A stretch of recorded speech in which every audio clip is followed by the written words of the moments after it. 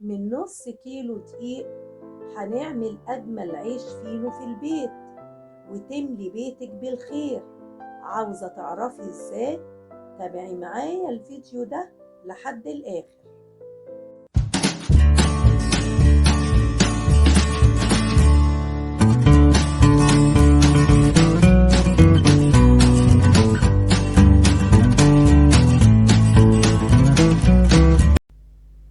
ازيكم حبايبي، عاملين ايه؟ يا رب تكونوا جميعا بألف خير. وحشتوني كتير من الفيديو اللي فات. لسه مكملة معاكم الوصفات الجميلة الاقتصادية اللي بيحتاجها كل بيت. عملنا مع بعض العيش الشامي، وعملنا الجبنة المثلثات، وعملنا كمان الجبنة البيضة. والنهاردة ان شاء الله هنعمل مع بعض العيش الفينو بمكونات سهلة وبسيطة جدا وبدون بيض، وهيطلع معاكي احلى من اللي بتجيبيه من بره، وهتقدمي لأسرتك حاجة نظيفة ومضمونة. يلا بسرعة انزلي حطي لايك للفيديو ويلا بينا نبدأ.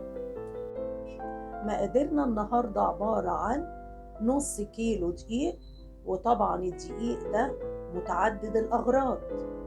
كوبايتين وربع حليب على حسب ما تاخد منك العجينة، طبعا بيرجع للدقيق، في بيحتاج أقل في بيحتاج كتير، فحسب ما هياخد منك الدقيق على حسب ما هتحطي الحليب معاه. 3 معالق كبيرة سكر، وطبعا هتقولي ان السكر كتير.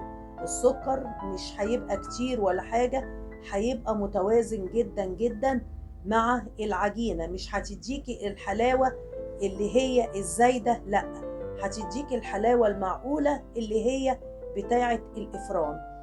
ومعلقتين كبار خميرة. طبعا هتقولي كتير الخميرة انها بتتحط، بس احنا دلوقتي في فصل الشتاء. في الصيف هتحطي معلقة كبيرة بس، لكن احنا في الشتاء علشان تخمر معاكي فلازم تحطي معلقتين كبار. و3 معالق كبيرة زبدة اللي هي 50 جرام، ممكن تعمليها بالزيت لو حبيتي، بس طبعا الزبدة بتديكي التوريقة بتحت العجينة، وبتطلع القيمة الغذائية طبعا بتاعتها أكتر بكتير من الزيت. وطبعا زي ما انت تحبي، عايزة بالزيت تعملي، عايزة بالزبدة اعملي. ويلا بينا نحضرها مع بعض. في البداية هنحط على الدقيق بتاعنا رشة ملح بسيطة.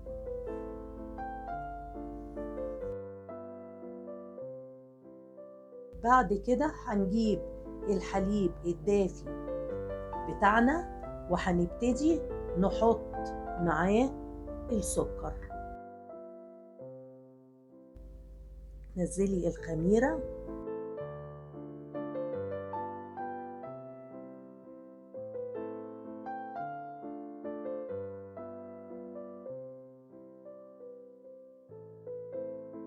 بنبدأ نقلبه كويس جدا.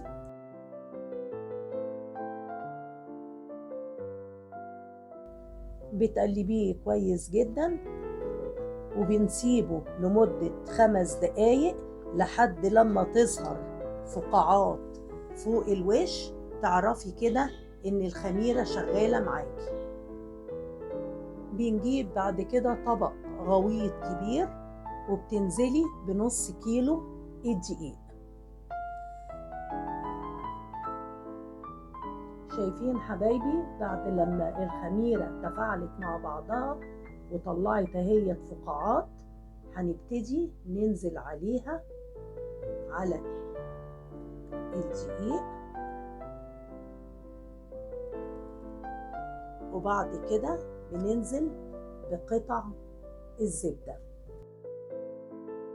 ونبتدي نعجنها كده بإيديكي لمدة 10 دقايق.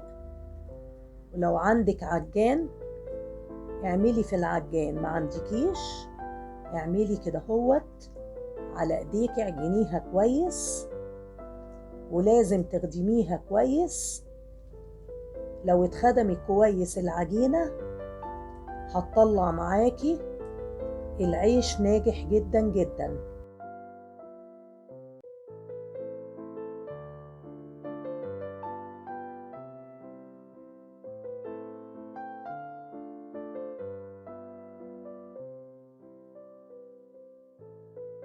وده حبايبي العجينة بعد لما عجناها مدة 10 دقايق. هتبتدي كده هو تلميها وهنقطعها علشان احنا هنخمرها مرة واحدة، مش هتخمريها مرتين، وهوريكي تعملي ايه بعد كده. نجيب حبايبي بعد كده العجينة وبتحطيها على بلانشة وبتحطي نقطتين زيت كده هوت علشان اما تغطيها بالبلاستيك راب ما تلزقش، وهنسيبها مدة 10 دقايق.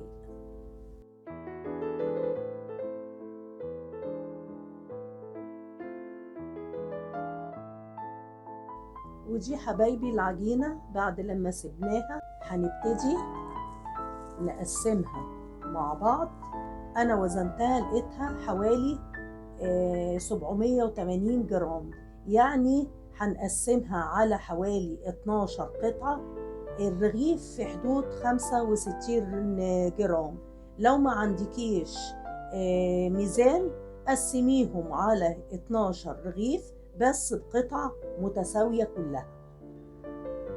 وده حبايبي العجينة بعد لما شكلناها 12 قطعة بنركنها كده على جنب وبنغطيها بفوطة يعني مبلولة، بلة خفيفة قوي قوي بس تعصريها كويس جدا، او تغطيها بالبلاستيك راب زي ما انت تحبي، ونبتدي نشكل قطعة قطعة منها.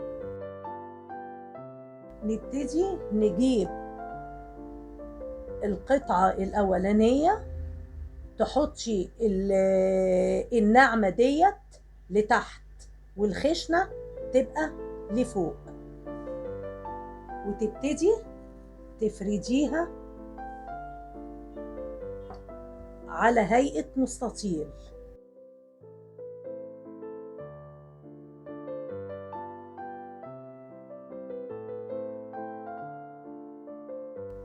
بعد كده بصي بتجيبي كده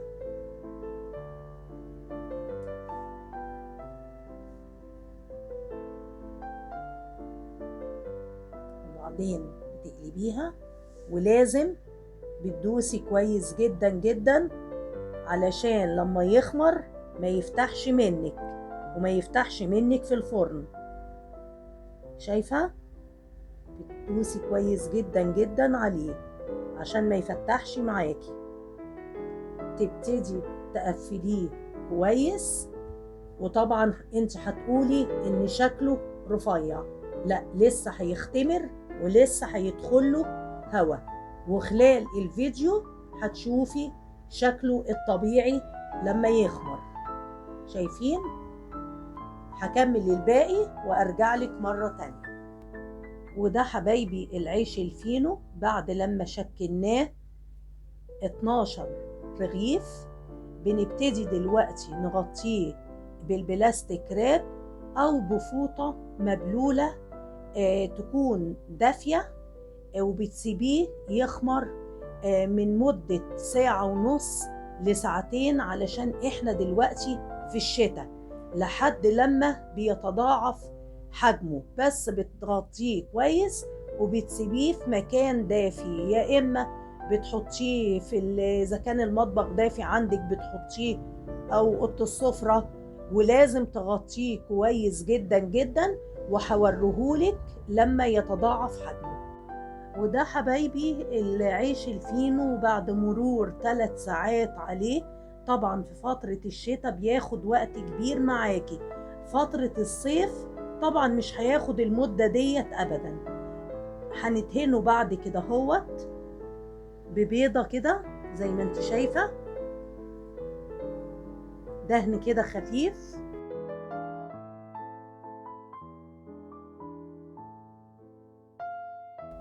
وبعد طبعا لما هتدهنيه هتدخليه الفرن على درجة حرارة 180 لمدة ربع ساعة، لحد لما تبص تلاقي الوش بتاعه احمر معاكي والظهر كمان. بس كده. هندخله بقى الفرن وأوريهولك في شكله النهائي. وده يا حبايبي الشكل النهائي للعيش الفينو الجميل اللي عملناه مع بعض النهاردة. ايه رأيكم بقى؟ مش زي بالظبط بتاع بره اللي احنا بنشتريه وبنشتريه بفلوس كتير. فيها ايه بقى لما انتي تعمليه في البيت؟ هيعجبك جدا جدا وهيعجب ولادك. شايفين الجمال؟ طري وهش جدا، ومن نص كيلو دقيق طلع معانا 12 رغيف فينو. تاكلي ممكن معاه شاورما، وانا عملتها لكم قبل كده. هتلاقي الفيديو ظهرلك اخر الفيديو ده. تاكلي معاها كمان جبنة، وعملناها برضك قبل كده، وهو عموما يتاكل سادة والله. شايفين بقى لما بقى فتحته بقى معاكم زي الزبدة وعامل توريقة جميلة جدا جدا. بتمنى يا حبايبي الفيديو ده لو عجبكم تحطولي أجمل لايك، طبعا فضلا وليس أمرا. وأشوفكم على خير حبايبي في فيديو جديد إن شاء الله.